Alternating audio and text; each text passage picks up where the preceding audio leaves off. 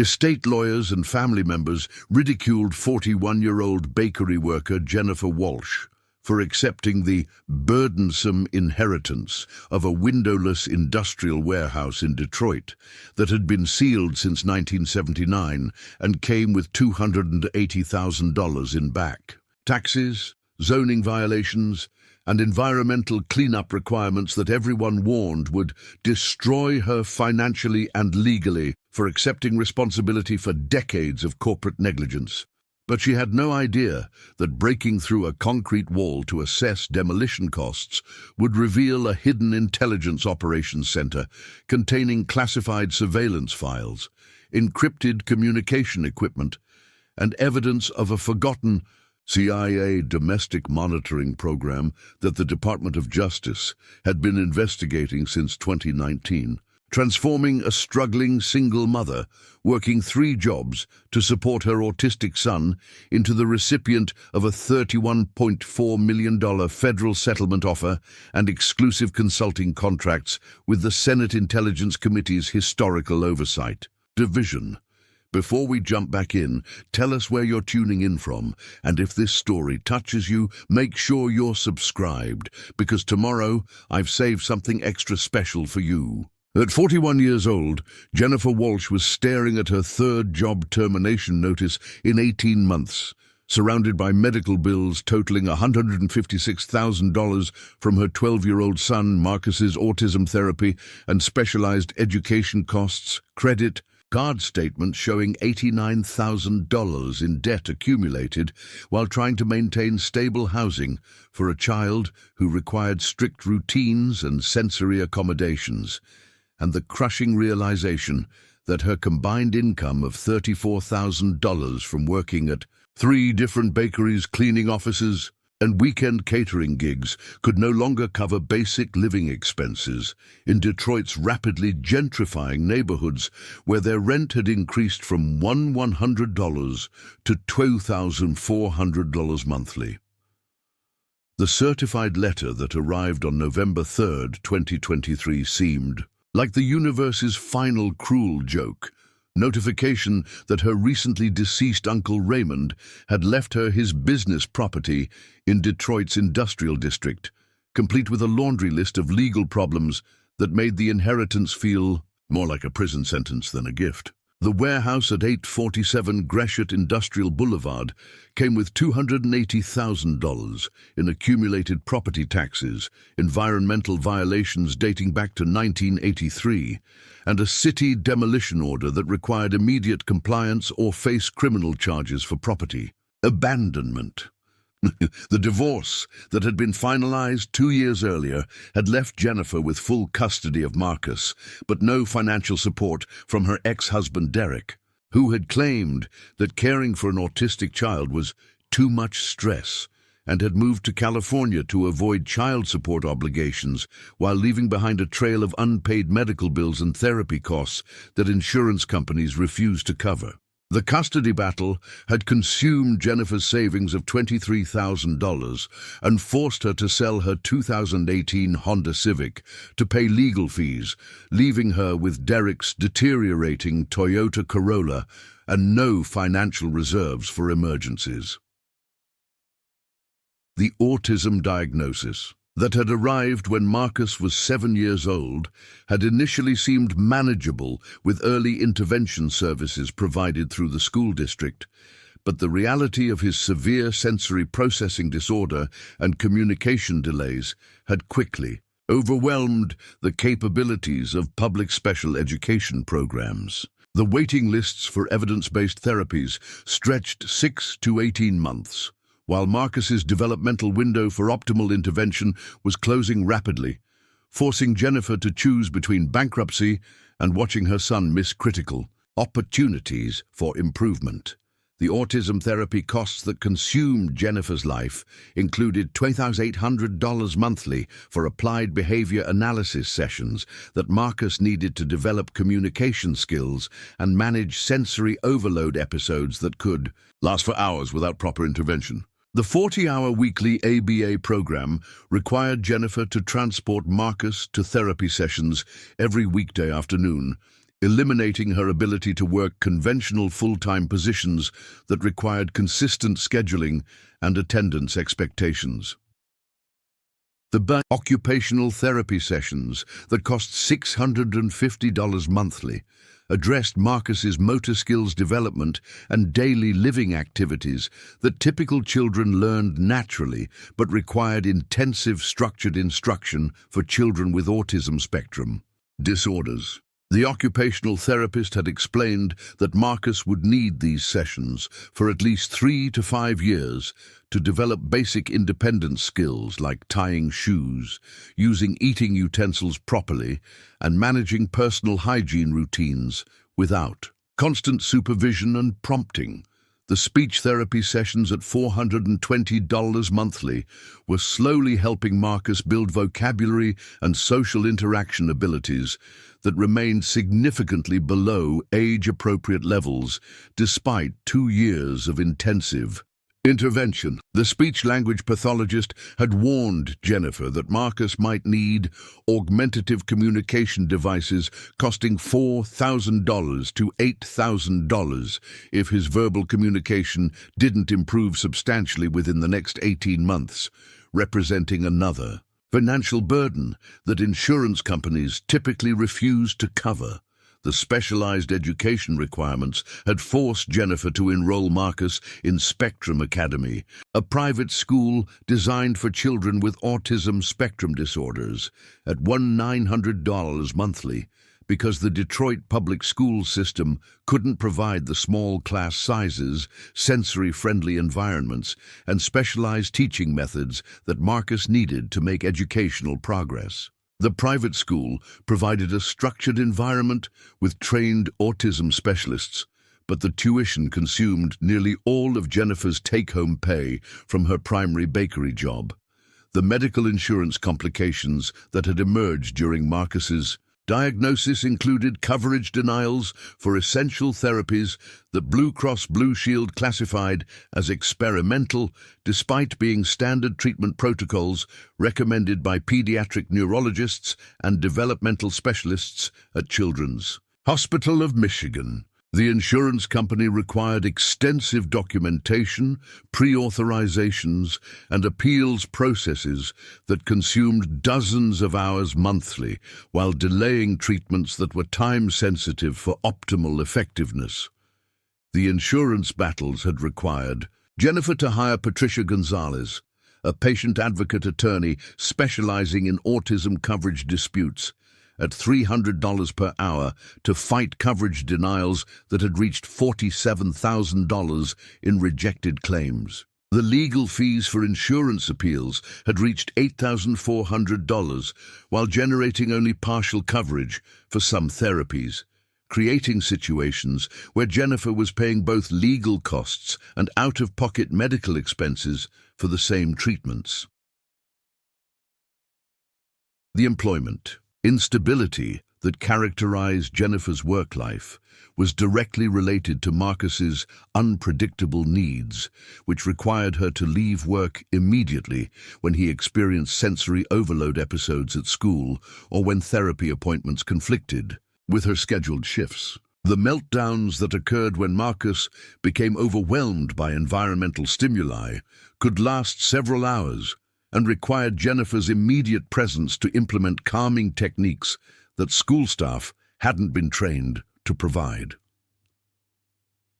The first bakery job that Jennifer had lost at Sunshine Pastries occurred when she missed 17 shifts in 3 months due to Marcus's therapy schedule and school emergencies,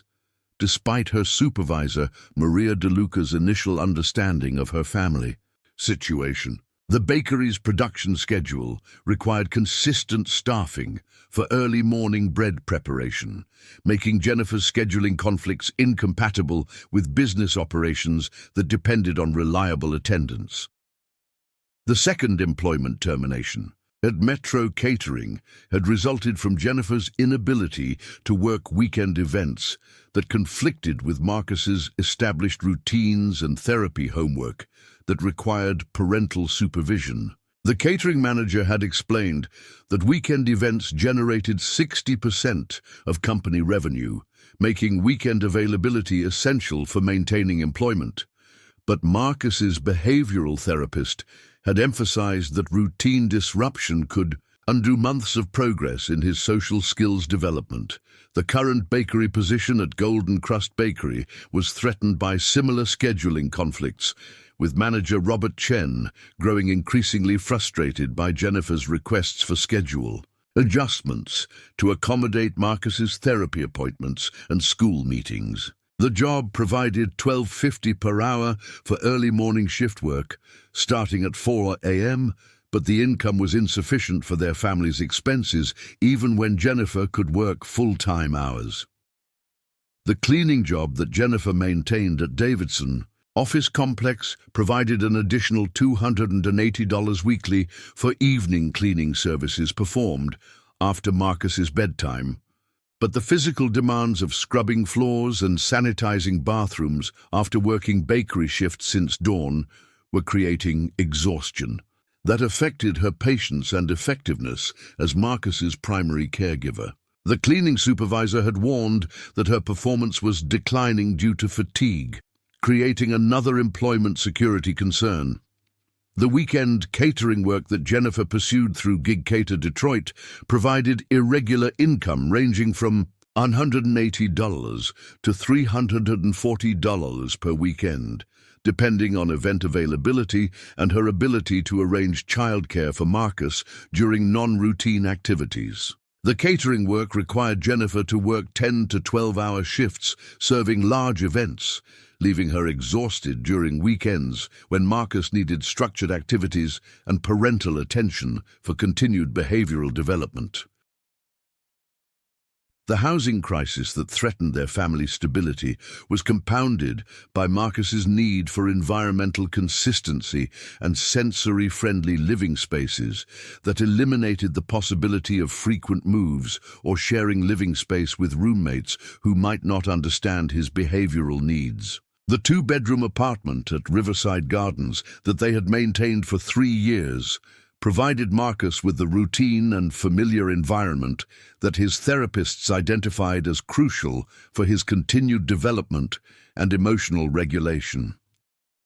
The rent increase that had forced their current housing crisis represented a 48% jump from their original lease agreement,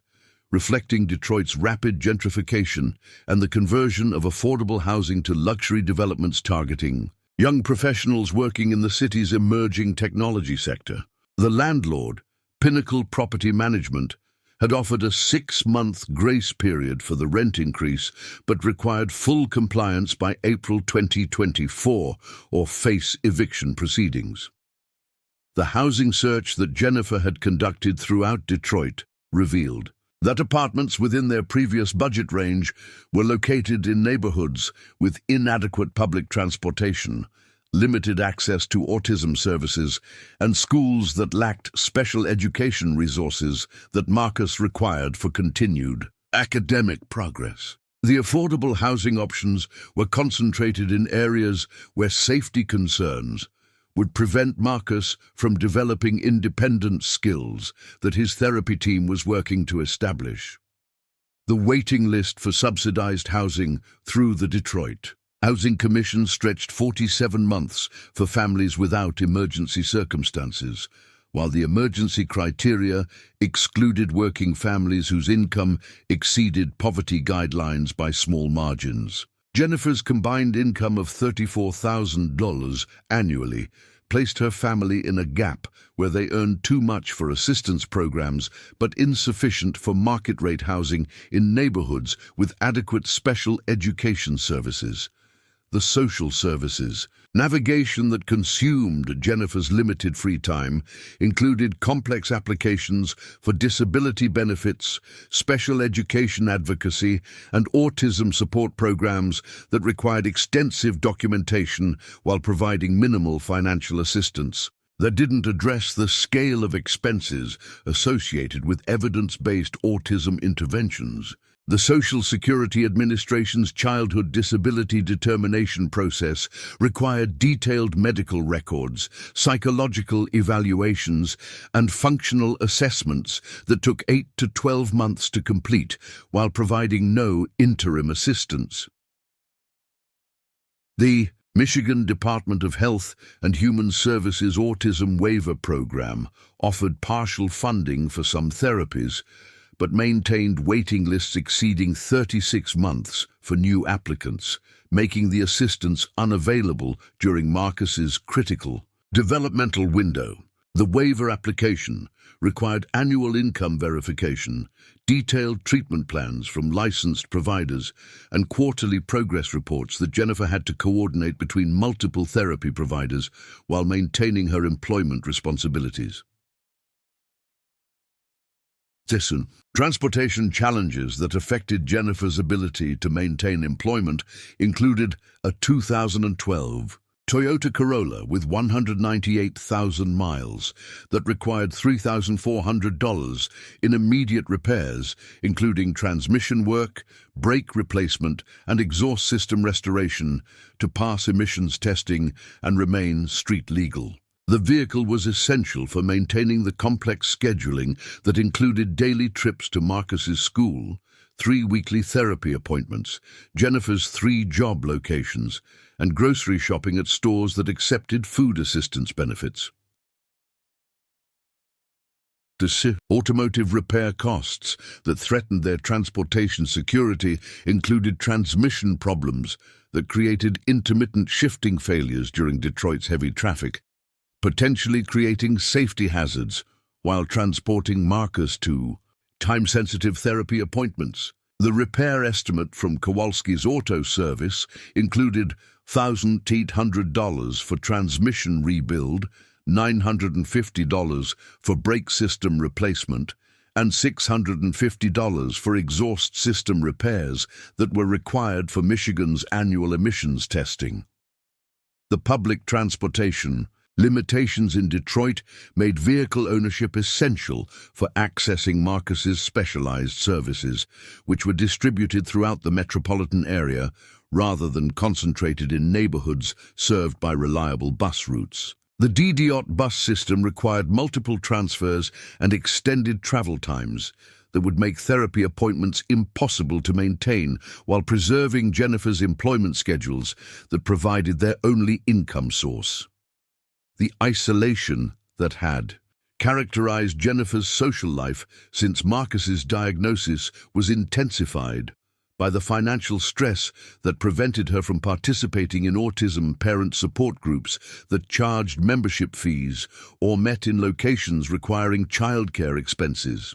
The Metro Detroit Autism Society support group meetings provided valuable information and emotional support, but required $25 monthly membership dues and met during evening hours when Jennifer was working her cleaning job or needed to supervise. Marcus's therapy homework. The friendship losses that had occurred since Marcus's diagnosis reflected other parents' discomfort with his behavioral differences and the limitations his needs placed on social activities that required flexibility and spontaneous planning. The birthday parties, playground visits, and family gatherings that had previously provided social connection became sources of stress when Marcus's sensory needs conflicted with typical social environments and expectations.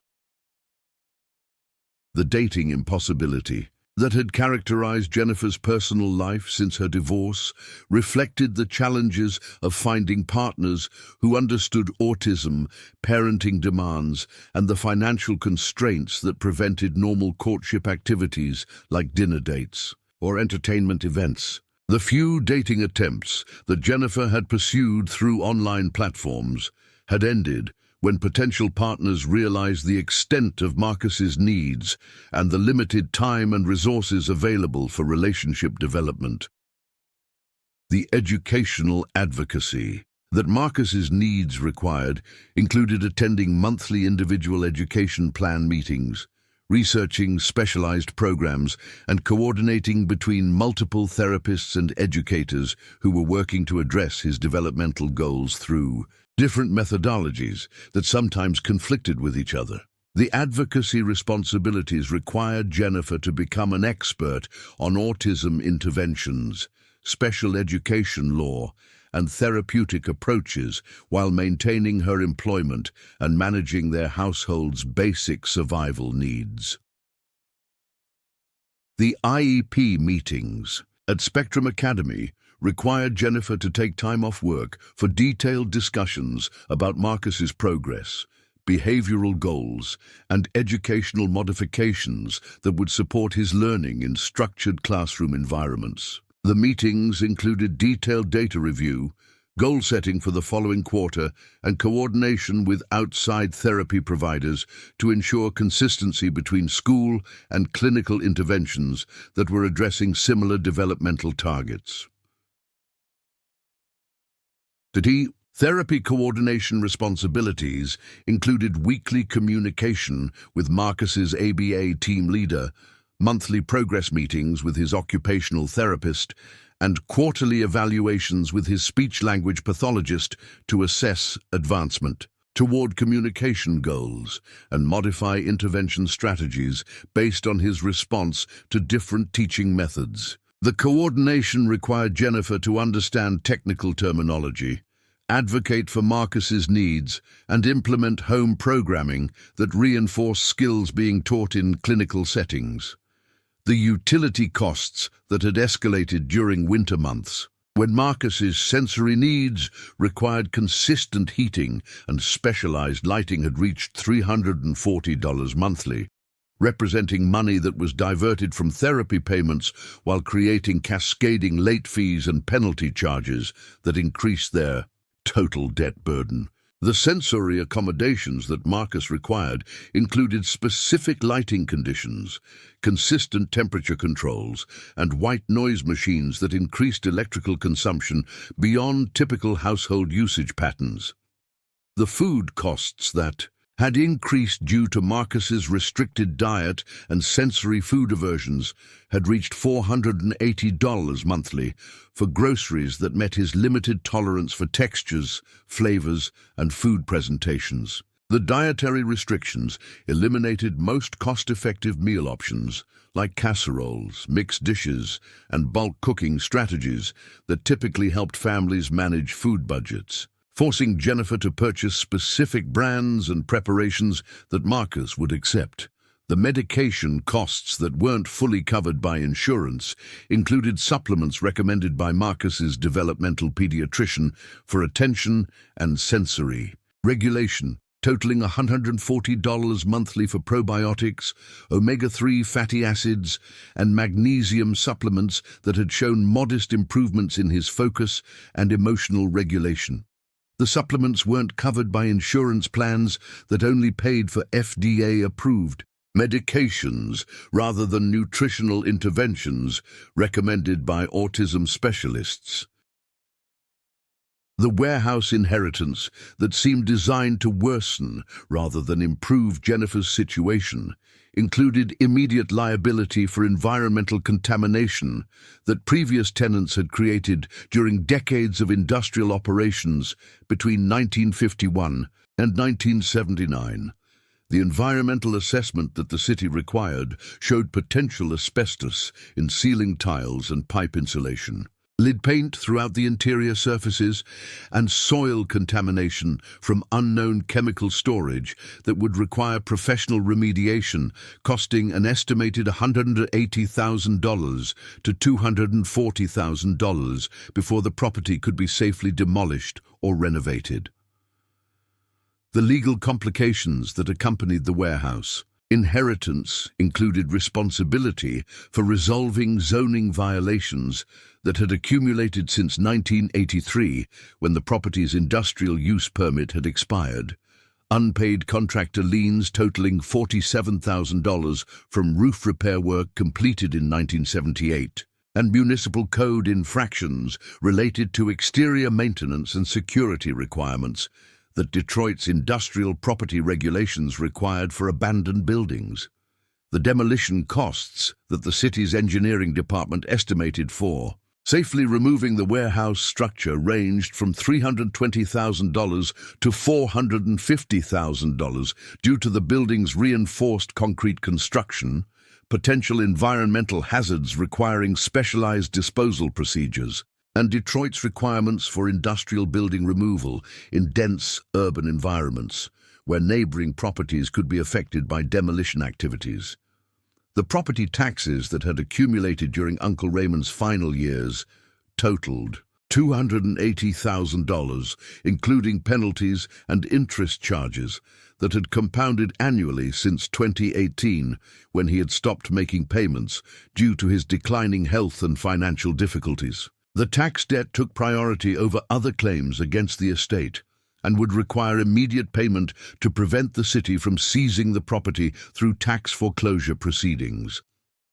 The family pressure that Jennifer faced from relatives who viewed the warehouse inheritance as evidence of Uncle Raymond's final mistake included her sister Carol's insistence that she should walk away immediately before this destroys what's left of your financial future, and her mother Ruth's warnings that single mothers can't afford to take risks with real estate that professional investors won't touch. The estate attorney, Michael Harrison, had been brutally honest during their November 15th meeting, explaining that accepting the warehouse inheritance would make Jennifer personally liable for all accumulated debts, environmental cleanup costs, and ongoing property maintenance requirements that could easily exceed $500,000, while providing no clear path to financial recovery through property sales or development. Harrison had recommended disclaiming the inheritance and allowing the city to handle disposal through tax foreclosure procedures. The environmental consultant, David Kim from EcoAssess Detroit, had provided an initial assessment showing that the warehouse contained multiple contamination concerns, including asbestos, containing materials throughout the building envelope, lead-based paint on all interior and exterior surfaces, and soil contamination around the loading dock area where unknown chemicals had been stored during the building's industrial operations. The demolition contractor, Rodriguez Brothers Construction, had explained that removing the warehouse would require specialized environmental controls, hazardous material abatement, and disposal procedures that would cost significantly more than typical building demolition due to Detroit's strict environmental protection requirements for industrial property redevelopment in urban areas. The insurance agent, Sandra Martinez, from Detroit Industrial Insurance, had warned that obtaining liability coverage for contaminated industrial property would cost $8,000 to $12,000 annually, while providing limited protection against environmental claims that could arise from neighboring property owners or municipal agencies discovering additional contamination problems. The financial impossibility that any reasonable advisor would have identified showed that accepting the warehouse inheritance represented economic suicide for a single mother already facing overwhelming debt obligations and caregiving responsibilities that consumed every available hour and dollar. The mathematical reality of environmental cleanup costs, demolition expenses, legal fees, and ongoing carrying charges made retaining the property seem like guaranteed financial destruction for someone who was already struggling to maintain basic survival for herself and her son. The timeline pressure that the city's demolition order created required Jennifer to begin compliance activities within 90 days of accepting the inheritance or face criminal charges for property abandonment and municipal code violations that could result in fines up to $10,000 daily until compliance was achieved. The legal deadlines were creating additional stress during December 2023, when Marcus was transitioning to a new ABA therapy provider that required Jennifer's consistent participation in parent training sessions.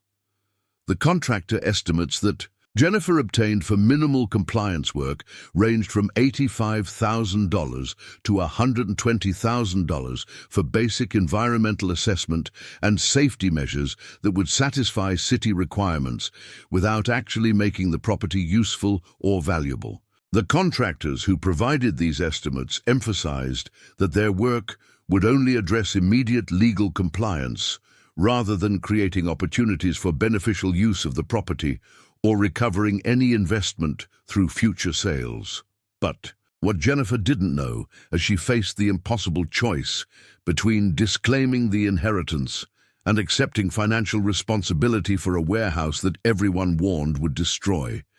her remaining financial stability was that Uncle Raymond's decision to seal the building in 1979 had been motivated by something far more significant than simple business failure. The concrete barriers blocking access to the building's interior offices concealed one of the most important intelligence discoveries in modern American history, containing secrets that would transform her family's desperate circumstances into opportunities that exceeded anything a bakery worker from Detroit could have imagined about the hidden value of abandoned industrial property.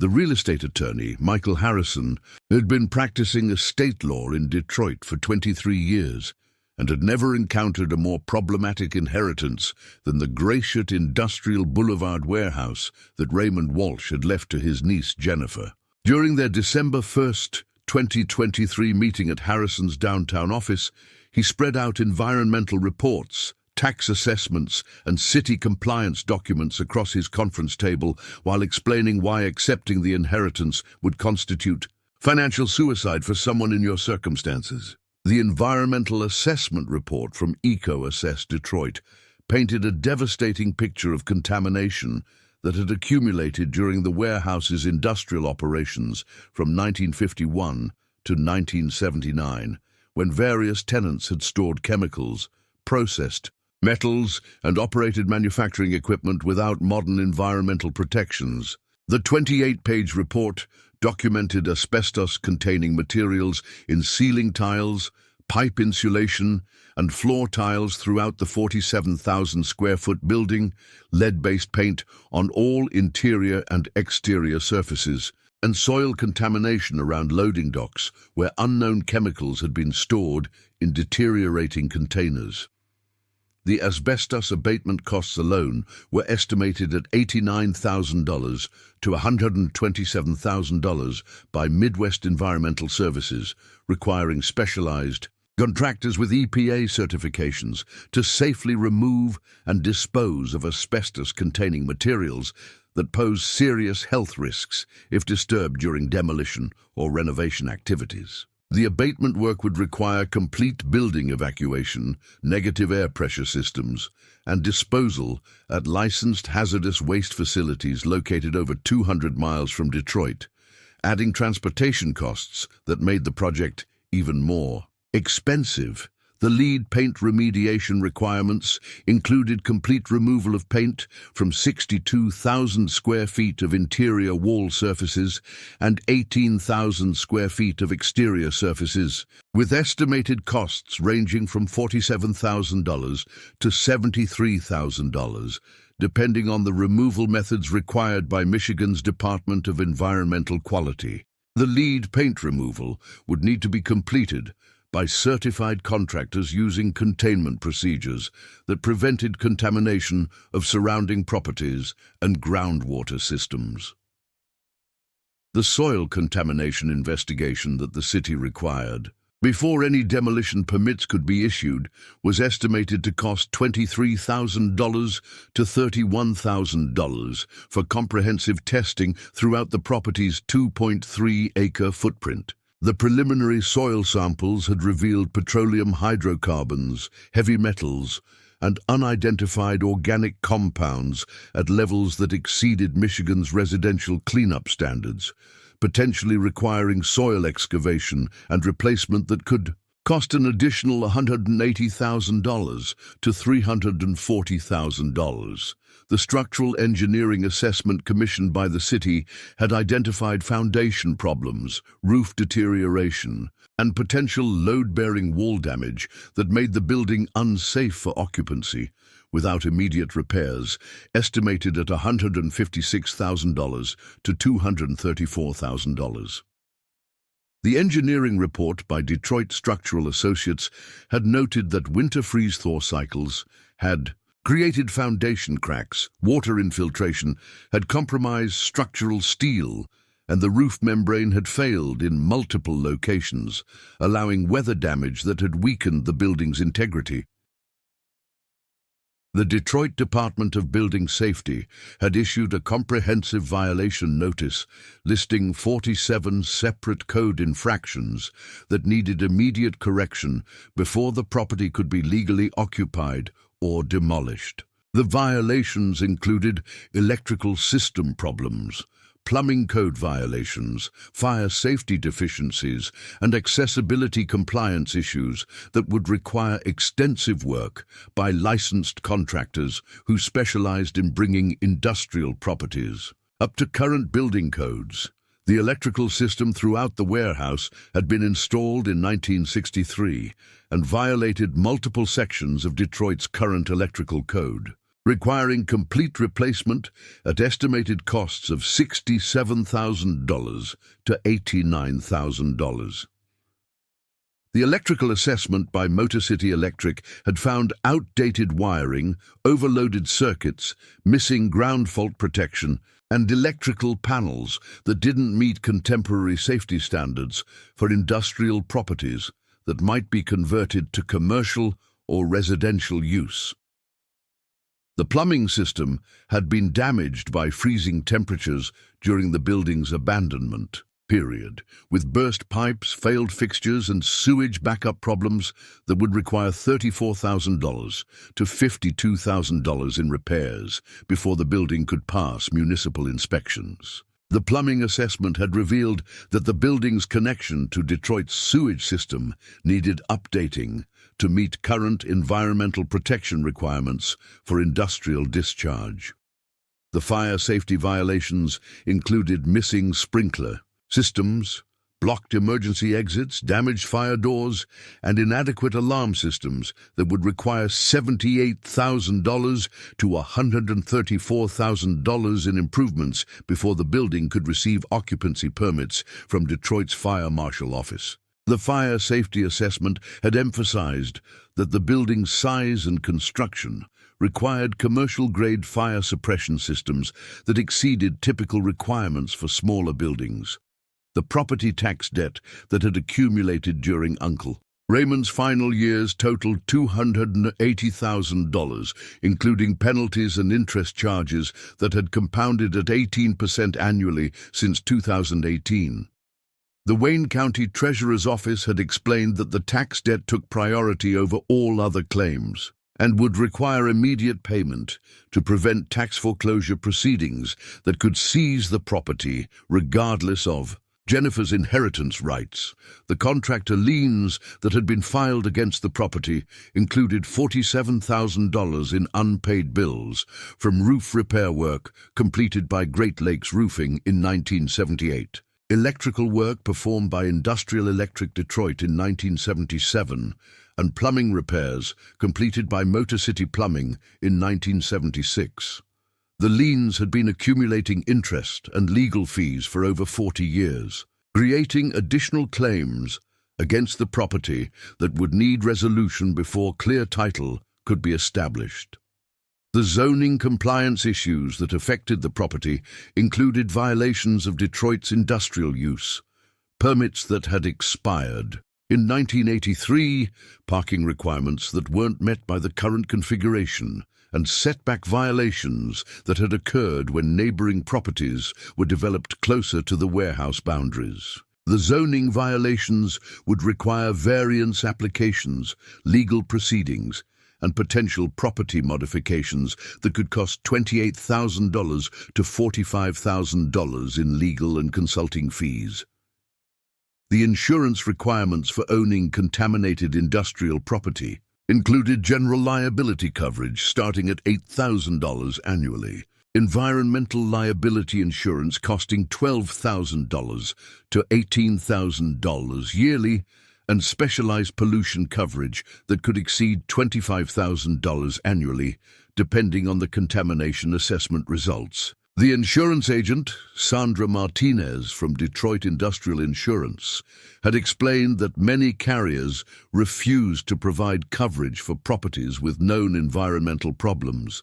limiting Jennifer's options to high-risk insurers with expensive premiums. The demolition estimates that Jennifer obtained from 3 different contractors ranged from $320,000 to $450,000 due to the building's reinforced concrete construction, environmental hazard removal requirements, and Detroit's strict demolition procedures for contaminated industrial sites. The demolition contractors had emphasized that environmental remediation would need to be completed before structural demolition could begin, creating a 2-phase process that would extend the timeline and increase costs significantly. Rodriguez Brothers Construction had provided the most detailed demolition estimate at $387,000, breaking down costs for environmental abatement, $156,000, structural demolition, $167,000, debris removal and disposal, $43,000, and site restoration, $21,000. The timeline for completion would extend 12 to 16 months due to environmental compliance requirements and the need for specialized equipment that wasn't readily available in the Detroit market. The financing challenges that Jennifer faced for addressing the warehouse problems included her damaged credit score of 480, debt-to-income ratio exceeding 200%, and lack of collateral that could secure loans for environmental remediation or demolition work. The banks that Jennifer contacted had explained that contaminated industrial properties were considered unacceptable collateral for conventional loans, while specialized environmental cleanup loans required substantial down payments and personal guarantees that Jennifer couldn't provide. Michigan Environmental Credit Union had offered a preliminary assessment for environmental cleanup financing, but required a 50% down payment, personal guarantees from co-signers with excellent credit and proof of income, sufficient to support loan payments exceeding $8,000 monthly. The loan requirements were impossible for Jennifer to meet, given her employment instability and existing debt obligations that already consumed her entire income. The legal costs that would be required for managing the inheritance acceptance process included estate administration fees of $8,000 to $12,000, environmental compliance legal work estimated at $15,000 to $23,000, and ongoing municipal code violation defense that could cost $5,000 to $8,000 quarterly until all violations were resolved. The estate attorney had emphasized that legal costs would continue accumulating even if Jennifer ultimately decided to abandon the property through foreclosure proceedings. The timeline pressures that made the inheritance decision even more stressful included the 90-day deadline for accepting or disclaiming the inheritance, the city's demolition order requiring compliance within 6 months of inheritance acceptance, and Marcus's therapy schedule transitions that required Jennifer's consistent participation during the same time period. The overlapping deadlines created impossible scheduling conflicts that would force Jennifer to choose between managing legal compliance and maintaining Marcus's critical developmental interventions. The family opposition that Jennifer faced when she mentioned considering acceptance of the inheritance included her sister Carol's angry confrontation during a December 10th phone call demanding, "How can you even think about risking Marcus's stability for Uncle Raymond's problems that he should have solved before he died?" Carol's husband, Brad, a municipal engineer, had reviewed the environmental reports and declared the situation absolutely insane for someone without substantial financial resources and construction industry connections. Jennifer's mother, Ruth Walsh Martinez, had become increasingly upset during family discussions about the warehouse inheritance, stating repeatedly that single mothers cannot afford to gamble with real estate that professional developers won't touch. Ruth had offered to lend Jennifer $5,000 to hire additional legal advice specifically focused on disclaiming the inheritance as quickly as possible to avoid any personal liability for the property's problems.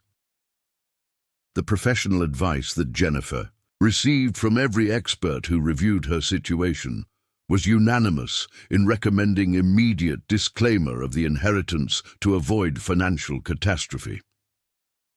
The estate attorney had stated bluntly that accepting this inheritance would be like volunteering for bankruptcy while taking responsibility for environmental problems that could generate lawsuits for decades. The environmental consultant had emphasized that cleanup costs could easily exceed $600,000 while providing no guarantee that all contamination problems had been identified. The real estate professionals that Jennifer consulted had explained that contaminated industrial properties in Detroit rarely sold for amounts sufficient to recover cleanup and development costs, making the warehouse essentially worthless as a financial asset. The commercial real estate agent, Patricia Chen from Detroit Industrial Realty, had reviewed comparable sales data and concluded that, even after complete environmental remediation, this property would have limited market value due to its location and the liability concerns that affect industrial property buyers. The financial planner that Jennifer consulted through a free consultation program at Detroit Community Financial Services had calculated that accepting the inheritance would worsen her debt-to-income ratio to over 400%, making her ineligible for any conventional financing while creating legal obligations that could result in personal bankruptcy within 12 to 18 months. The financial analysis had shown that Jennifer would need to increase her annual income to over $180,000 to support the carrying costs and remediation expenses associated with warehouse ownership. The bankruptcy attorney that Jennifer consulted during a free legal clinic had explained that environmental liabilities couldn't be discharged through personal bankruptcy proceedings, meaning that accepting the inheritance could create permanent financial obligations that would affect her family's security for decades. The bankruptcy laws that protected other types of debt didn't apply to environmental cleanup responsibilities, making the warehouse inheritance particularly dangerous for someone with limited financial resources.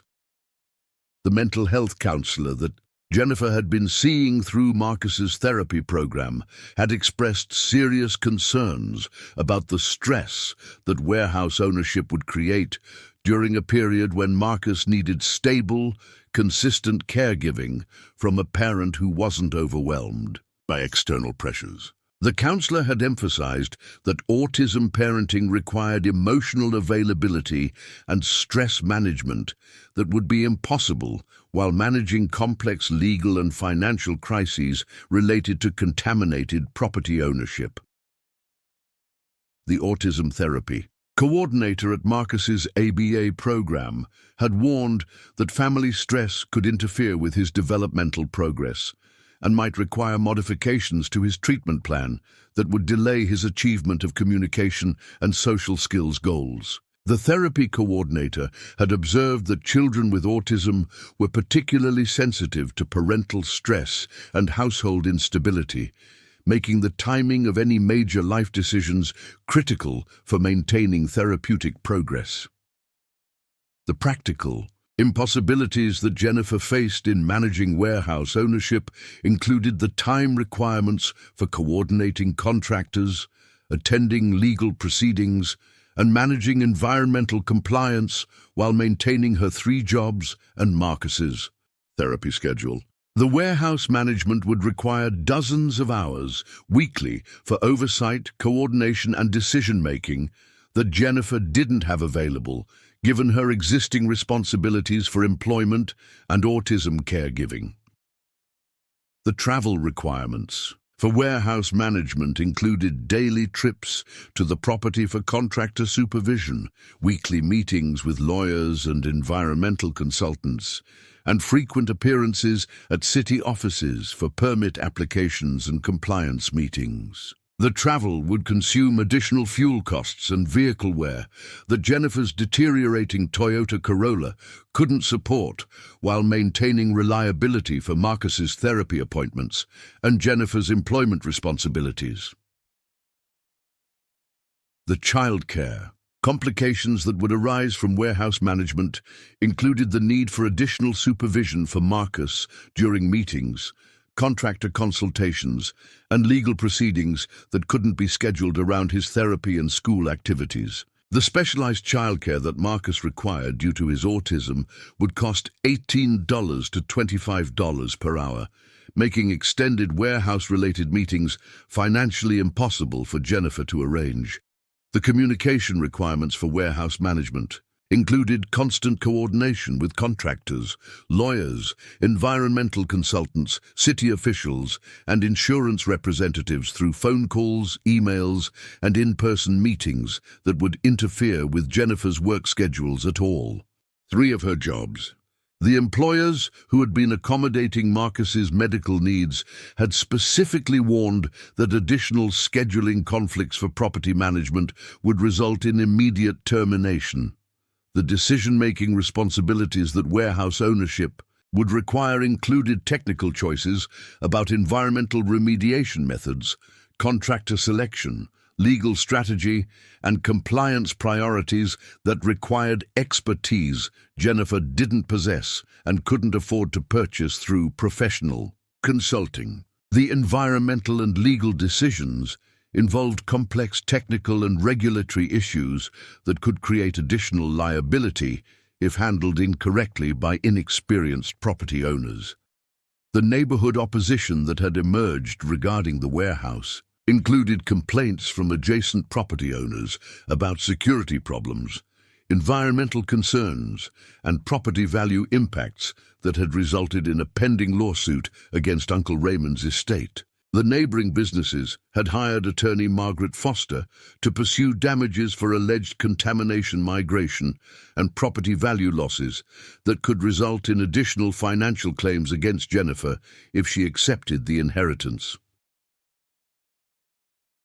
The due environmental justice concerns that community activists had raised about the warehouse included allegations that previous industrial operations had contributed to air and water quality problems affecting the surrounding residential neighborhoods. The Detroit Environmental Justice Coalition had announced plans to monitor any cleanup activities and pursue legal action if remediation work didn't meet the highest environmental protection standards, creating additional regulatory oversight and potential legal challenges. The municipal politics that surrounded the warehouse property included Detroit's aggressive enforcement of industrial property compliance as part of citywide redevelopment efforts that prioritized eliminating blighted industrial sites that deterred residential and commercial investment. The city officials had made clear that they expected rapid resolution of warehouse problems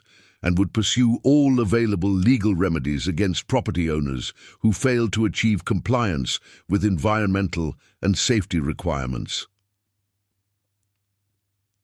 The media attention that had begun focusing on abandoned industrial properties in Detroit included investigative reporting about environmental contamination and city enforcement actions that could bring unwanted public scrutiny to Jennifer's situation. The Detroit Free Press had published several articles about contaminated industrial sites and the financial struggles of property owners who inherited environmental problems, suggesting that Jennifer's situation could become a public example of inheritance-related environmental liability. The seasonal complications that would affect warehouse management included Detroit's harsh winter weather, which could interfere with environmental remediation work, limit contractor availability, and create additional safety hazards for site assessment and cleanup activities. The environmental consultants had warned that many cleanup procedures couldn't be performed during freezing temperatures, potentially extending project timelines and increasing costs due to weather delays. The utility complications that abandoned warehouse ownership would create included responsibility for maintaining electrical, water, and sewage services during environmental assessments and cleanup activities, with estimated monthly costs of $340 to $520 for basic service maintenance. The utility companies required substantial security deposits for industrial properties with environmental problems, adding upfront costs that Jennifer couldn't afford while providing services that generated no income or benefit. The security requirements for warehouse ownership included liability for preventing unauthorized access to contaminated areas, maintaining perimeter fencing and lighting, and monitoring for vandalism or illegal dumping that could create additional environmental problems. The security system installation and monitoring would cost $280 to $450 monthly, while requiring constant attention from Jennifer to respond to alarm calls and coordinate with law enforcement when security problems occurred. But despite all these overwhelming problems, financial impossibilities, and universal expert advice against accepting the inheritance, Jennifer's desperation had reached a point where the warehouse represented her only potential option for changing their family's trajectory from inevitable financial ruin toward any possibility of stability and security. The mathematical reality of their current situation made even a disastrous inheritance seem preferable to the certain homelessness and complete financial collapse that awaited them if nothing changed in their circumstances. The decision that Jennifer would make on December 15, 2023, to accept the warehouse inheritance despite overwhelming evidence that it would worsen rather than improve their financial situation, was driven by maternal desperation rather than rational financial planning. But what Jennifer couldn't have known, as she signed the inheritance acceptance documents, was that Uncle Raymond's mysterious decision to seal specific areas of the warehouse in 1979 had concealed discoveries that would transform her family's financial nightmare into opportunities that exceeded anything a struggling bakery worker could have imagined about the hidden value of seemingly worthless industrial property.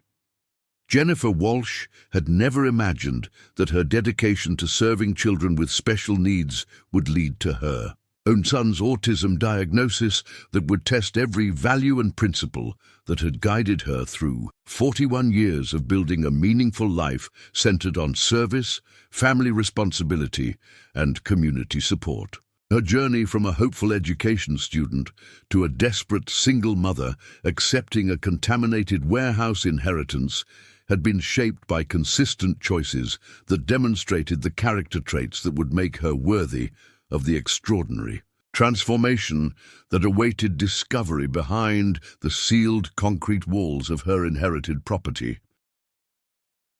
Jennifer's childhood in Dearborn, Michigan, had been shaped by her parents' emphasis on hard work, education, and helping others in the community,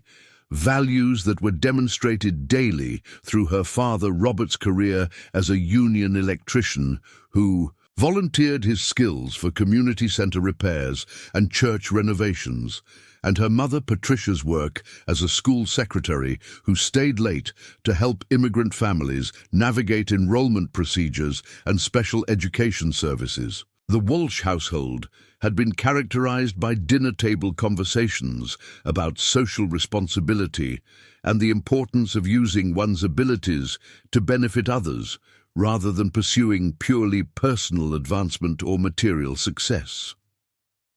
The decision to pursue education as a career had been motivated by Jennifer's genuine desire to help children who struggled in traditional academic settings, rather than by considerations of salary or social status that influenced many of her college classmates, who chose more lucrative professional paths. Her choice to specialize in special education had been inspired by volunteer experiences at the Dearborn Community Center during her high school years, where she had worked with children who had developmental disabilities and witnessed the profound impact that patient, skilled instruction could have on young people whom others had dismissed as unteachable. Jennifer's academic performance during her education studies at Eastern Michigan University had been exceptional, earning a 3.8 GPA while working 2 part-time jobs to minimize student loan debt and completing extensive field placements that demonstrated her natural aptitude for working with children who had learning disabilities, behavioral challenges, and developmental delays. Her professors had consistently praised her ability to connect with students who had been unsuccessful in traditional classroom settings, noting her rare combination of patience, creativity, and instructional skill that made her particularly effective with children who required individualized teaching approaches. The education program practicum experiences that Jennifer had completed included extensive work in special education classrooms, resource rooms, and inclusion settings, where she had learned to develop individualized education plans, implement behavioral intervention strategies, and collaborate with parents, therapists, and medical professionals to support children with complex needs. The intensive training had prepared her not only for teaching responsibilities, but also for advocacy work that would be essential for ensuring that students with disabilities received appropriate services and educational opportunities. The scholarship that Jennifer had earned for academic excellence and community service had covered a significant portion of her education costs, but she had still accumulated $32,000 in student loans that she had approached responsibly through careful budgeting and consistent payments that had maintained excellent credit standing throughout her early career. Her financial management had been exemplary, with emergency savings, modest living expenses, and debt payments that demonstrated personal responsibility and long-term planning that characterized her approach to all aspects of life. The professional development that Jennifer had pursued throughout her teaching career included specialized training in autism interventions, assistive technology, and positive behavioral support strategies that had made her particularly valuable for working with students who had complex needs requiring advanced instructional techniques and behavior management skills. The additional training had been completed through summer programs and weekend workshops, while she maintained full-time teaching responsibilities, demonstrating her commitment to excellence and continuous improvement in her chosen profession. Jennifer's employment at Roosevelt Elementary School in Detroit had begun immediately after graduation, with recognition as one of the most promising new special education teachers in the district,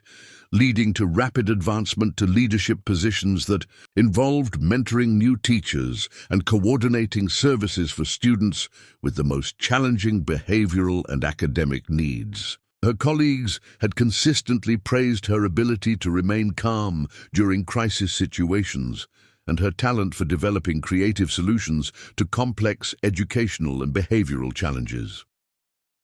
The community service that Jennifer had maintained throughout her teaching career included volunteer work with the Detroit Special Olympics, weekend tutoring programs for students with learning disabilities, and participation in autism awareness events that provided support and information to families navigating special education services. Her volunteer activities had reflected her deep commitment to using her professional skills to benefit families who couldn't afford private special education services, while building community connections that enriched her understanding of the population she served. The marriage that Jennifer had entered with Derek Walsh in 2015 had initially seemed like a partnership built on shared values about family, education, and community service, but had gradually revealed fundamental differences in character and priorities that became apparent during the stress of Marcus's diagnosis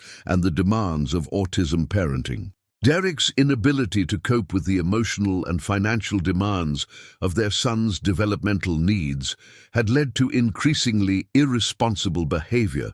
that ultimately forced Jennifer to choose between protecting Marcus's interests and preserving their marriage. The early years of Marcus's development had been characterized by Jennifer's careful attention to developmental milestones, educational enrichment activities, and the creation of learning environments that supported his curiosity and creativity. Jennifer had read extensively about child development, implemented research-based parenting strategies, and sought professional guidance when Marcus's language development and social interaction patterns began showing differences from typical developmental trajectories around age 3. The autism diagnosis process that began when Marcus was 4 years old had required Jennifer to advocate persistently for comprehensive developmental evaluations while navigating insurance barriers and waiting lists that delayed access to diagnostic services for nearly 8 months. Jennifer's professional knowledge of special education had been invaluable for understanding the evaluation process and ensuring that Marcus received thorough assessments from qualified professionals who could provide accurate diagnosis and appropriate treatment recommendations. The divorce proceedings that had consumed 2 years of Jennifer's life had been complicated by Derek's attempts to avoid financial responsibility while claiming parenting rights that would have interfered with Marcus's therapy schedule and educational stability. Jennifer's determination to protect Marcus's interests had required extensive legal consultation and court appearances that had consumed her savings, while demonstrating her unwavering commitment to her son's welfare above all other considerations, including her own financial security and emotional well-being. The financial management that Jennifer had maintained even during her marriage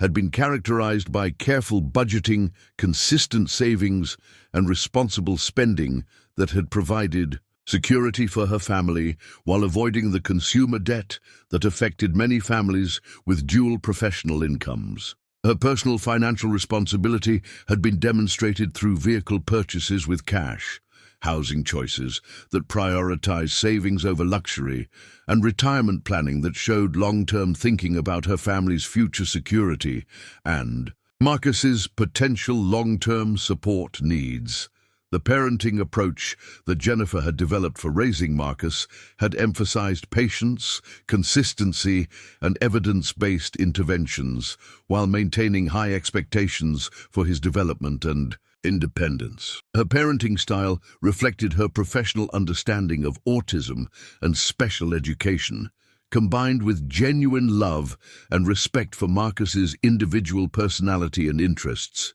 creating a supportive environment that had helped him make significant progress despite the challenges of his autism diagnosis. The work ethic that characterized Jennifer's approach to special education had been recognized through multiple Teacher Excellence Awards, positive evaluations from administrators, and parent testimonials that demonstrated her reputation for going above and beyond basic job requirements to ensure optimal outcomes for her students. The extra time that she spent developing individualized materials, coordinating with therapists, and communicating with families had made her one of the most respected special education teachers in the Detroit public schools system.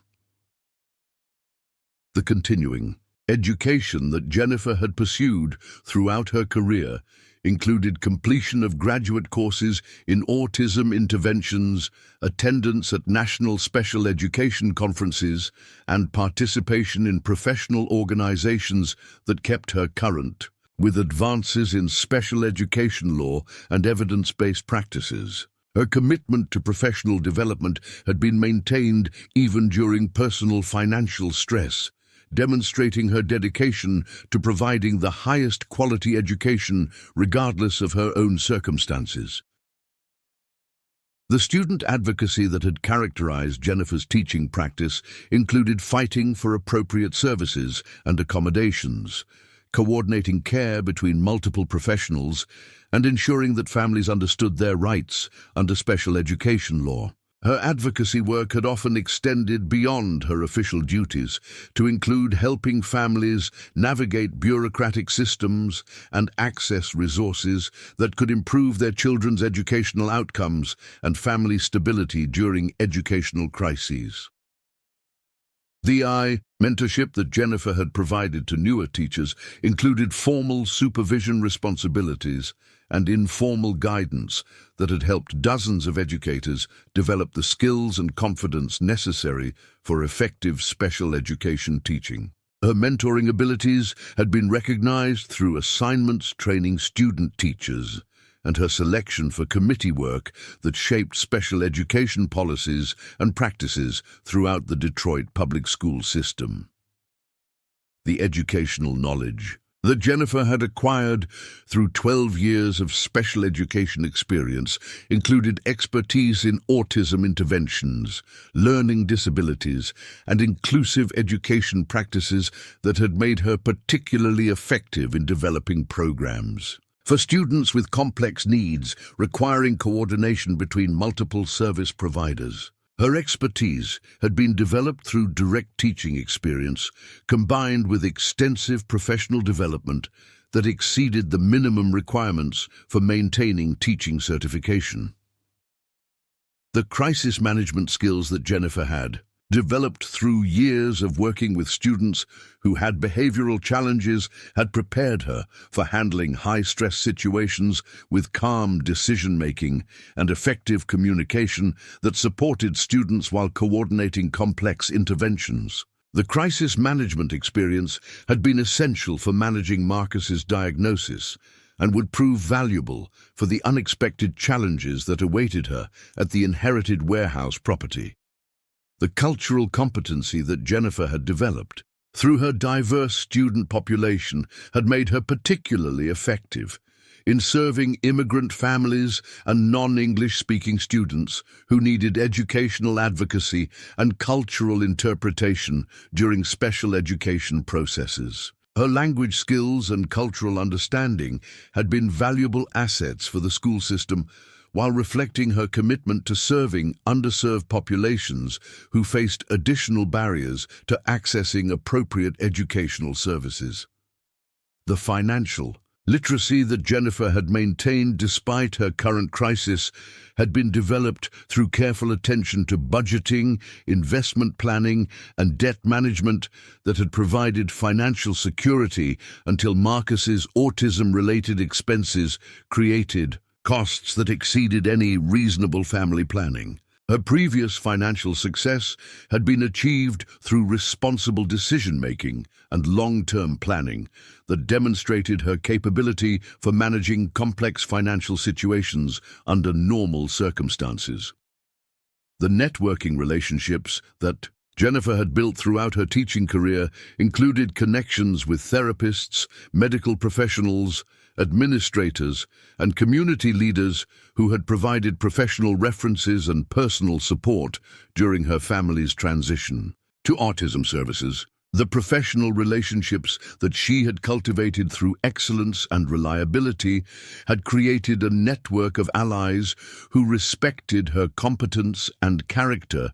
while understanding the challenges of autism parenting. The personal integrity that had guided Jennifer's decisions throughout her life had been demonstrated through her commitment to ethical behavior in educational settings, honest communication with students and families, and reliable follow-through on commitments made. To colleagues and supervisors, her reputation for trustworthiness had been built through consistent behavior that matched her stated values and principles regardless of personal convenience or advantage, even when ethical choices created additional work or personal sacrifice. The problem-solving abilities that Jennifer had developed through special education teaching and autism parenting included analytical thinking, creative resource identification, and systematic approaches to complex challenges that had made her effective in educational emergencies and administrative responsibilities. The problem-solving skills that had served her well in educational settings would be essential for managing the renovation challenges and unexpected discoveries that awaited her at the warehouse property.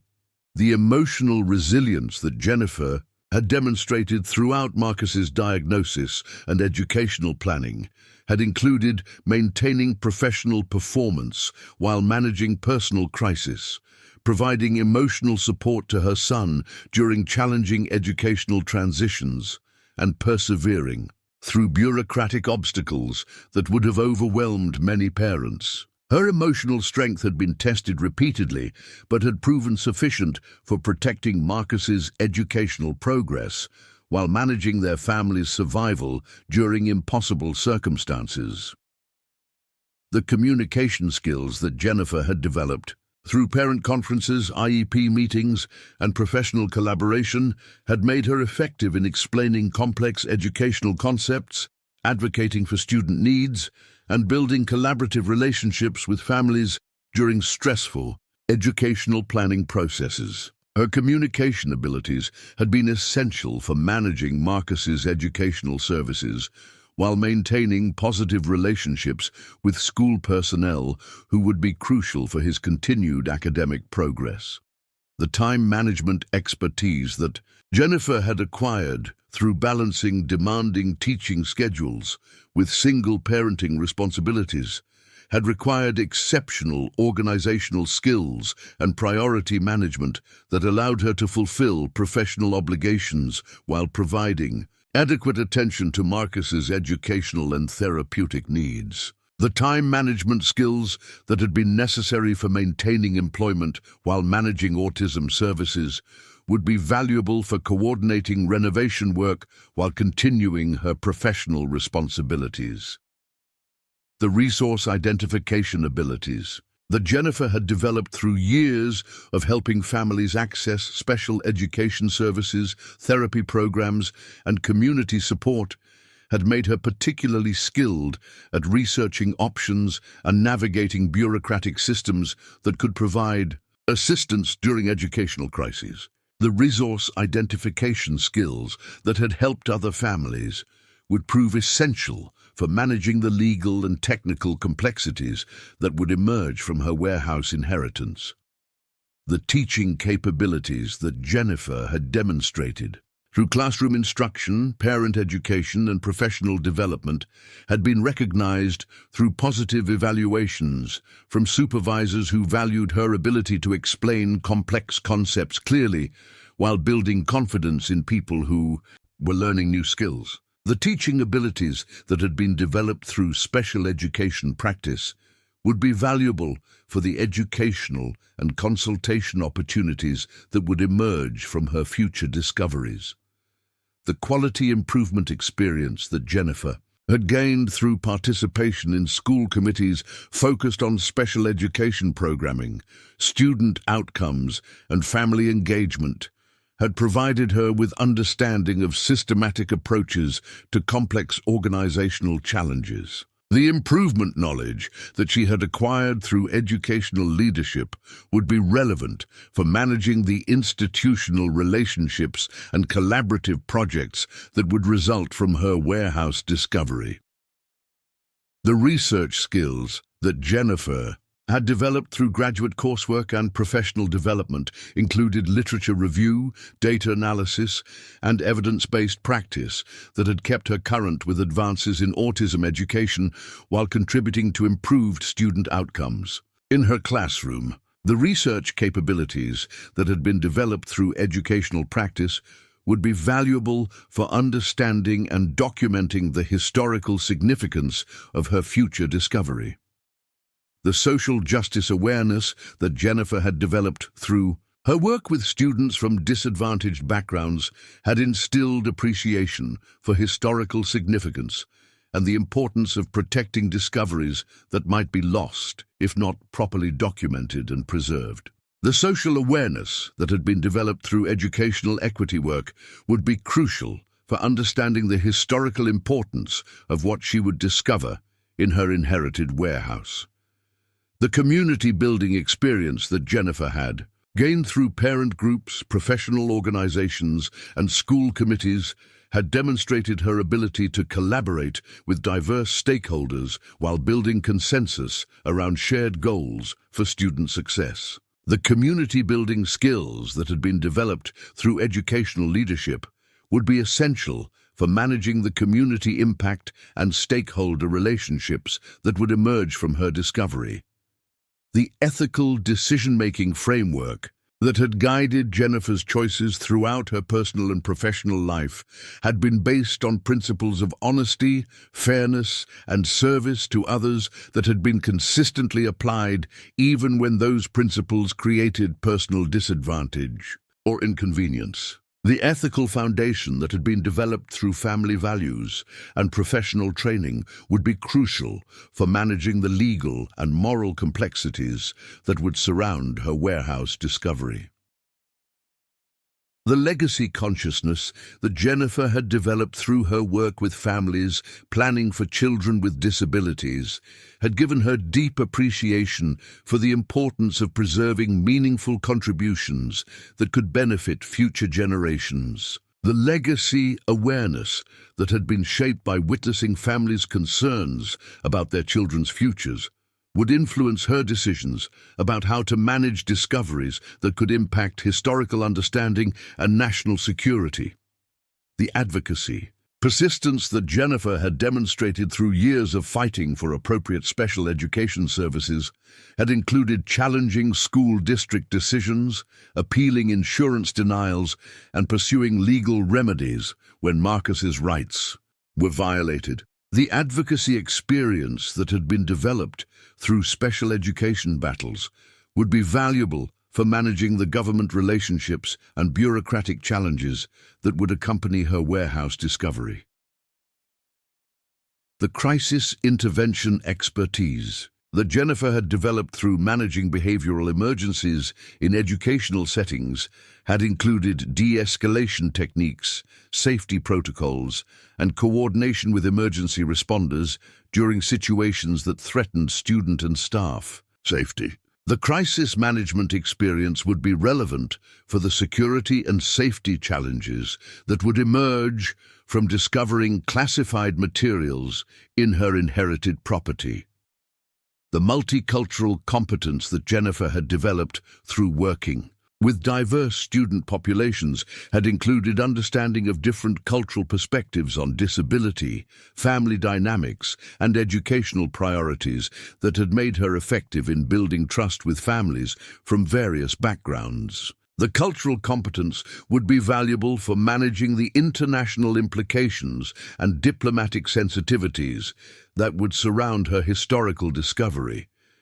The documentation skills that Jennifer had acquired through special education record-keeping had included detailed progress monitoring, legal compliance reporting,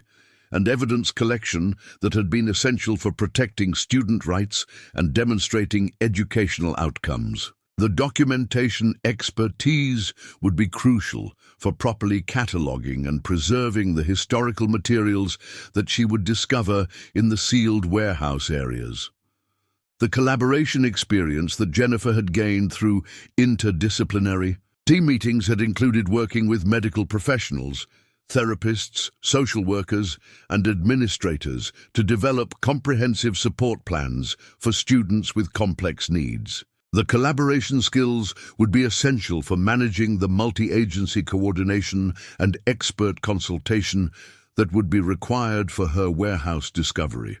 But what made Jennifer most worthy of the extraordinary transformation that awaited her discovery was not any single characteristic or achievement, but rather the combination of professional competence, personal integrity, family dedication, and community service that had defined her approach to every challenge she had faced. Throughout her life, The character traits that had made her an exceptional special education teacher and devoted mother were the same qualities that would guide her responsible management of one of the most significant intelligence discoveries in modern American history, ensuring that her family's financial transformation would be achieved through honorable means that contributed to historical understanding and national security rather than personal advantage at the expense of others. The decision to accept the warehouse inheritance had been motivated by desperation rather than opportunity, but Jennifer's approach to managing the property would be guided by the same values and principles that had shaped her teaching career and parenting responsibilities. The character that had been tested through autism challenges and financial hardship would prove sufficient for managing discoveries that would challenge her understanding of American history while providing her family with opportunities that exceeded anything she could have imagined during the desperate months when homelessness had seemed inevitable and Marcus's future had appeared uncertain. It was 9:17 a.m. on January 8th, 2024, when Jennifer Walsh first discovered the hidden intelligence operations center that would soon be recognized as the most significant Cold War espionage facility ever found on American soil. Concealed behind a false concrete wall in the warehouse's northeast corner that had been sealed since 1979 and camouflaged to appear as structural support beams, exactly 24 days after she had signed the inheritance documents that every expert had warned would bankrupt her family. The discovery occurred as Jennifer was conducting her first comprehensive assessment of demolition requirements using a borrowed sledgehammer, driven not by curiosity, but by the desperate need to understand the full scope of structural problems. Before meeting with environmental contractors who required detailed building condition reports, the warehouse interior that Jennifer entered that frigid January morning had been abandoned for 44 years, creating a cavernous space filled with debris, fallen ceiling tiles, and industrial equipment that had been left behind when the last tenant, Midwest Manufacturing Solutions, had vacated the premises in 1979.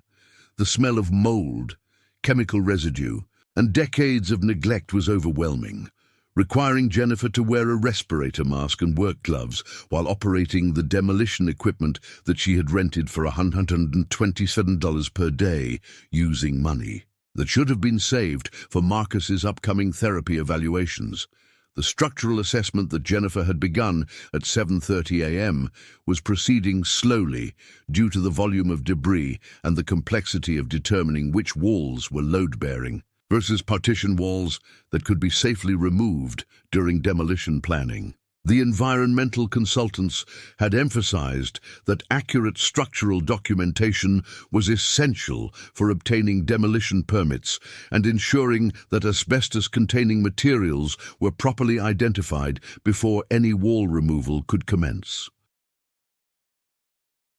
The first indication that something unusual lay behind the warehouse's northeast wall came when Jennifer's sledgehammer struck what appeared to be concrete but produced a hollow metallic sound that suggested the presence of hidden spaces or equipment behind the visible surface. The wall section that was preventing effective debris removal seemed to be constructed differently from the building's other interior walls, with steel reinforcement and concrete thickness that exceeded typical commercial construction standards. The concrete surface that Jennifer had been attempting to break through for debris access showed signs of being a false wall or facade that concealed something more substantial behind it. The construction quality and engineering sophistication suggested specialized applications that required security and concealment far beyond typical warehouse storage needs, indicating possible military or government construction that was inconsistent with the building's documented commercial history. The debris removal that Jennifer undertook to better examine the mysterious wall structure revealed mounting hardware and cable conduits that appeared to be designed for heavy equipment installations. rather than typical warehouse operations. The electrical and communication infrastructure that was visible behind the debris suggested sophisticated systems that had been professionally installed and then deliberately concealed when the building was abandoned. The breakthrough moment that Jennifer achieved after 2 hours of careful demolition work revealed that the apparent concrete wall was actually a steel door system that had been painted and textured to blend with the surrounding walls. The concealment work had been executed with professional precision, requiring close examination to distinguish the hidden entrance from the building's structural elements. The door mechanism that Jennifer discovered was equipped with multiple locking systems, including combination locks, key locks, and what appeared to be an electronic access control system that had been deactivated but remained intact. The security hardware was far more sophisticated than anything typically found in commercial buildings, suggesting applications that required multiple levels of access control and security monitoring. The electronic systems that controlled the door access included keypads, card readers, and biometric scanners that had been manufactured by companies specializing in government and military security applications. The security technology appeared to be from the 1970s, based on the analog displays and discrete component construction, but represented state-of-the-art access control for that era. The combination lock that Jennifer found as the primary mechanical security system required a 6-digit code that had been set decades earlier by whoever had sealed the facility. The lock mechanism showed signs of sophisticated engineering, with precision machining and corrosion-resistant materials that had maintained functionality despite 44 years of neglect and varying environmental conditions. The historical research that Jennifer conducted during her lunch break, using her phone to search government databases and historical records, revealed that the warehouse property had been leased to several companies during the 1960s and 1970s, including some organizations that appeared to have connections to defense, contractors and government agencies rather than typical manufacturing operations. The decision that Jennifer made to attempt opening the mysterious door system was motivated by her desperate need to understand the full scope of her property's contents and potential renovation requirements, despite her awareness that investigating unknown security installations could involve legal complications or safety hazards that she couldn't afford to address. The maternal responsibility to understand every aspect of her inheritance overrode her caution about exploring potentially dangerous or problematic discoveries. The lock-picking research that Jennifer conducted using online tutorials and library resources reflected her determination to access the sealed area without causing damage that might be expensive to repair. Her systematic approach to the challenge demonstrated the same methodical problem-solving skills that had made her successful in special education teaching and autism advocacy work. The breakthrough that Jennifer achieved after 3 days of careful work occurred when she discovered that one of the electronic access systems was still partially functional and could be activated using a backup power supply that she had connected to the facility's electrical system. The electronic systems had been designed with redundant power sources and backup protocols that had preserved their functionality despite decades of abandonment. The access code that Jennifer eventually determined was hidden in maintenance documentation that she found in a filing cabinet near the door system, suggesting that Uncle Raymond had maintained access to the facility throughout the years when it appeared to have been abandoned. The documentation indicated that he had been responsible for security and maintenance of whatever lay behind the sealed door. The underground facility that Jennifer discovered when she finally managed to open the heavy security door exceeded anything she could have imagined existing beneath a Detroit warehouse, with reinforced concrete construction, independent electrical systems, and environmental controls that had maintained optimal conditions despite the surface building's abandonment. The facility extended approximately 60 feet in each direction from the warehouse access point, with multiple chambers that contained equipment, documentation, and materials that were obviously related to intelligence or government operations. The first chamber that Jennifer entered contained what appeared to be a sophisticated command and control center with communication equipment, monitoring systems, and data processing devices that looked like they belonged in a spy movie rather than beneath an abandoned Detroit warehouse. The equipment showed signs of being from the 1960s and 1970s, based on the analog displays and vacuum tube technology, but had been maintained in excellent condition within the climate-controlled underground environment.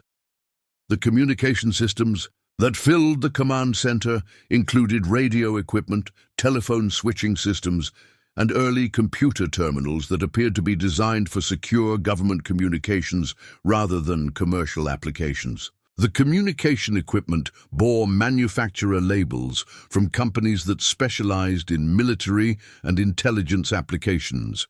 confirming that the facility had been designed for classified government operations. The documentation that Jennifer discovered in secured filing cabinets throughout the facility included operational manuals, personnel records, and correspondence that clearly identified the installation as a Cold War-era domestic surveillance and intelligence coordination center operated by the Central Intelligence Agency during the height of tensions with the Soviet Union. The papers were marked with various security classifications and contained detailed information about surveillance operations, target identification, and intelligence analysis procedures that were obviously classified government materials. The surveillance equipment that Jennifer found in the facility's monitoring center included cameras, recording devices, and analysis equipment that had been used for domestic intelligence operations targeting suspected foreign agents, communist sympathizers, and anti-government activists during the 1960s and 1970s. The surveillance technology represented the most advanced intelligence-gathering capabilities available during the Cold War era. The target files that Jennifer discovered contained detailed surveillance records, photographs, and analysis reports on thousands of American citizens who had been monitored by the CIA's Domestic Operations Program between 1965 and 1978. The files included prominent political figures, civil rights leaders, anti-war activists, and ordinary citizens who had been deemed security risks based on their political activities or associations. The operation that the facility had supported was identified in classified documents as Operation Hometown Shield, a domestic surveillance program that had been designed to identify and monitor potential security threats within American communities during the Cold War period. The program had operated in violation of the CIA's charter, which prohibited domestic intelligence operations against American citizens. The legal significance that Jennifer began to understand as she reviewed the documentation was that the facility contained evidence of one of the most extensive illegal domestic surveillance programs in American history, with records that could provide crucial evidence for ongoing congressional investigations and civil rights litigation related to Cold War-era government overreach. The realization that she had discovered a secret CIA facility beneath her inherited warehouse created overwhelming anxiety for Jennifer, who understood that her family's desperate attempt to find financial stability had inadvertently involved them in national security issues that could result in federal investigation, property seizure, and legal complications that would destroy any hope of financial recovery. The magnitude of her discovery exceeded anything she was prepared to handle while managing Marcus's autism services and their ongoing financial crisis. The phone call that Jennifer made to the FBI's Detroit field office at 2:47 p.m. on January 12th was initially met with skepticism from agents who assumed that her report of finding CIA surveillance equipment in a warehouse basement was either a prank call or a case of civilian misidentification of commercial security equipment. The duty agent who took Jennifer's call required her to provide detailed descriptions of the facility and documentation before agreeing to dispatch investigators to examine her claims about discovering classified intelligence installations. The federal response team that arrived at Jennifer's warehouse on January 13th included FBI agents, CIA security personnel, and Justice Department officials whose preliminary examination confirmed that she had discovered one of the most significant Cold War intelligence artifacts in American history. The facility represented a previously unknown CIA Domestic Operations Center that had been constructed in secret during the 1960s as part of a classified program to monitor American citizens who were suspected of disloyalty or subversive activities. Dr. Sarah Richardson from the Justice Department's Office of Inspector General led the initial assessment team that confirmed the authenticity and historical significance of Jennifer's discovery while expressing amazement that such an important intelligence facility had remained hidden for over 4 decades after being abandoned by the CIA. The federal investigation revealed that the facility had been classified at such high levels that records of its existence and the decision that Jennifer made to attempt opening the mysterious door system was motivated by her desperate need to understand the full scope of her property's contents and potential renovation requirements, despite her awareness that investigating unknown security installations could involve legal complications or safety hazards that she couldn't afford to address. The maternal responsibility to understand every aspect of her inheritance overrode her caution about exploring potentially dangerous or problematic discoveries. The lock-picking research that Jennifer conducted using online tutorials and library resources reflected her determination to access the sealed area without causing damage that might be expensive to repair. Her systematic approach to the challenge demonstrated the same methodical problem-solving skills that had made her successful in special education teaching and autism advocacy work. The breakthrough that Jennifer achieved after 3 days of careful work occurred when she discovered that one of the electronic access systems was still partially functional and could be activated using a backup power supply that she had connected to the facility's electrical system. The electronic systems had been designed with redundant power sources and backup protocols that had preserved their functionality despite decades of abandonment. The access code that Jennifer eventually determined was hidden in maintenance documentation that she found in a filing cabinet near the door system, suggesting that Uncle Raymond had maintained access to the facility throughout the years when it appeared to have been abandoned. The documentation indicated that he had been responsible for security and maintenance of whatever lay behind the sealed door. The underground facility that Jennifer discovered when she finally managed to open the Senate Intelligence Committee investigation that was launched immediately after Jennifer's discovery became public, included subpoenas for all materials found in the facility and testimony from Jennifer about her discovery process and the facility's contents. The congressional investigation represented the most significant examination of Cold War domestic surveillance programs since the Church Committee investigations of the 1970s.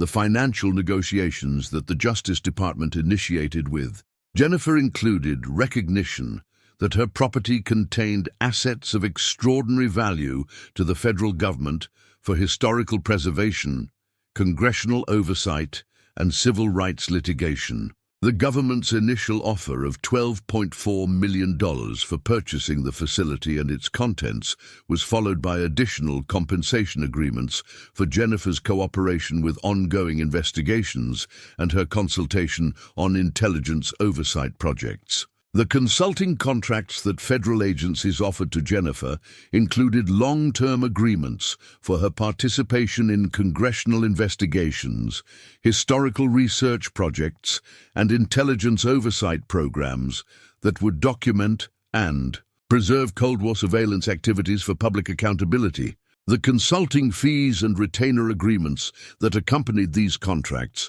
provided Jennifer with annual income exceeding $420,000 while ensuring that her family's financial security would be maintained through her involvement with historically significant oversight work. The civil rights litigation opportunities that emerged from Jennifer's discovery included her designation as a key witness in class action lawsuits against the CIA and other agencies that had conducted illegal surveillance operations against American citizens. The litigation settlements and witness fees provided additional income streams while contributing to legal accountability for constitutional violations that had affected thousands of families.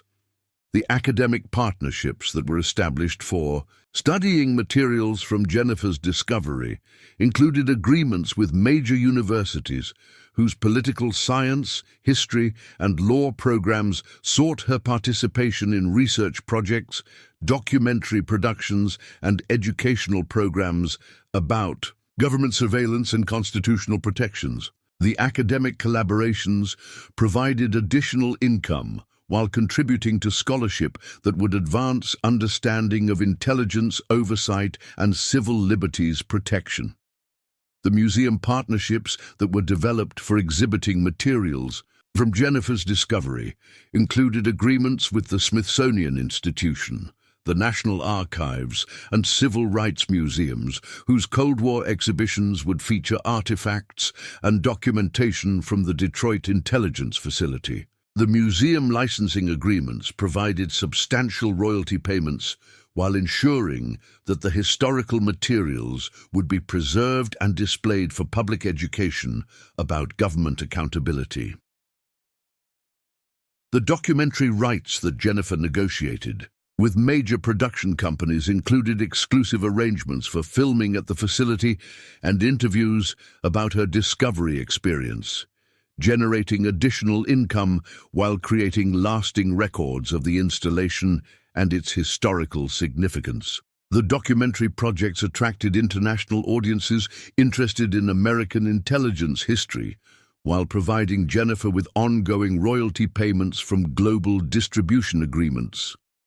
The book publishing contract that Jennifer signed with a prestigious academic publisher provided advances and royalty agreements for her memoir about discovering the CIA facility while managing her son's autism and their family's financial emergency. The book project attracted widespread interest from readers fascinated by the intersection of personal struggle and historical discovery that characterized Jennifer's experience.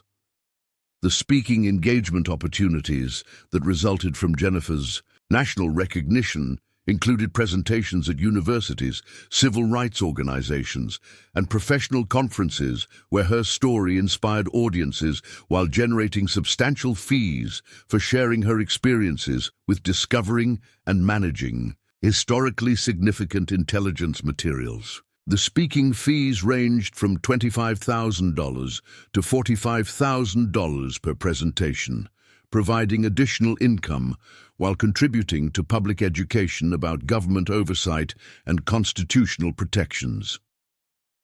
The property management agreements that Jennifer negotiated with federal agencies included her continued ownership of the warehouse and surrounding land, while providing government access to the underground facility for ongoing research and historical preservation activities. The management arrangements ensured that Jennifer maintained control over her property while receiving substantial annual payments for federal use of the facility for legitimate oversight and educational purposes. The security consulting work that Jennifer was offered by congressional committees and civil rights organizations included advice on intelligence oversight, government accountability, and constitutional protection issues that utilized her unique experience with discovering and managing classified surveillance materials. The consulting work provided additional income while utilizing the expertise that Jennifer had developed through managing her discovery and the complex legal and political issues that accompanied finding classified government materials. The real estate investment opportunities that Jennifer's financial success enabled included purchase of additional properties in Detroit, where her renovation experience and government connections provided advantages for historic preservation and community development projects. The investment strategy provided potential for additional income while generating property appreciation that further enhanced her family's long-term financial security. The educational fund that Jennifer established for Marcus's future included sufficient resources for specialized education, therapy services, and adult support programs that would ensure his autism-related needs would never again limit his opportunities or family stability. The educational fund represented more than $3.2 million in dedicated resources that would provide Marcus with every opportunity for independence and success, regardless of future support requirements or economic conditions. The charitable foundation that Jennifer created from her financial success focused on providing assistance to families affected by government surveillance, civil rights violations, and intelligence community overreach. The Foundation's annual grants exceeded $580,000 and helped dozens of families pursue legal remedies, while supporting organizations that work to prevent future constitutional violations. The warehouse renovation that Jennifer completed using her newfound financial resources transformed the damaged industrial building into a beautiful community center and museum that provided educational programs about civil rights, government accountability, and constitutional protections, while preserving the historical character that made the property significant. The renovation costs of $420,000 created a showcase facility that demonstrated how historical preservation could be combined with community education and civic engagement. The autism services improvements that Jennifer's financial success enabled for Marcus included access to the best developmental specialists in the country, cutting-edge interventions that weren't covered by insurance, and ongoing support programs that ensured optimal developmental outcomes. The enhanced services had resulted in significant improvements in Marcus's communication skills and independence, while eliminating the financial stress that had previously interfered with his treatment and family stability. The career transformation that Jennifer experienced included transition from special education teaching to serving as a civil rights advocate and historical consultant whose expertise in managing intelligence discoveries was sought by congressional committees, academic institutions, and civil rights organizations. The career change provided greater income and flexibility while utilizing skills that Jennifer had developed through her teaching background and discovery management experience. The community impact of Jennifer's discovery included recognition of Detroit as a city with significant civil rights and intelligence history, leading to tourism development and educational programs that created economic benefits for the entire metropolitan area. The local economic impact exceeded $18 million annually through tourism, research activities, and media production that brought national attention to Detroit's role in American intelligence history and civil rights advocacy.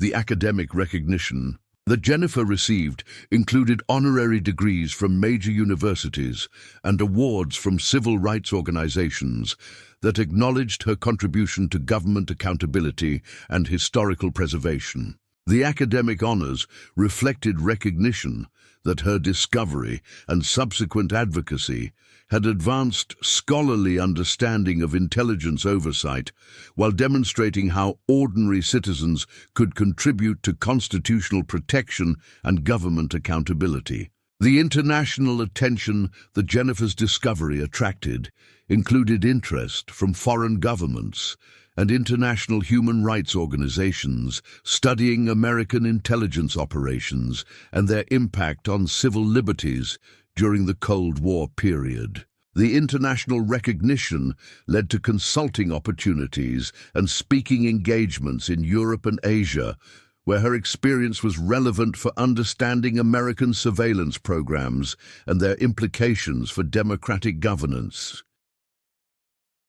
The legal precedents that were established through Jennifer's case created frameworks for managing future discoveries of classified materials on private property while protecting both national security interests and constitutional rights.